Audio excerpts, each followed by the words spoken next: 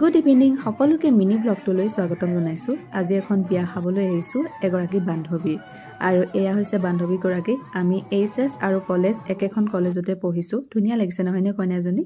আহি পায়ে আমাক ধুনীয়াকৈ কফি খাবলৈ দিলে। আৰু আজি মই আহিছোঁ এইচএছৰে এগৰাকীৰ লগৰ চুমকিৰ লগত দেই। এয়া দেখাই দিলোঁ আপোনালোকক, আৰু বিয়া ঘৰখনো দেখাইছোঁ। আৰু আহি পাই বহুতকেইজনী বান্ধৱী লগ পালোঁ, আপোনালোকে চাওকচোন।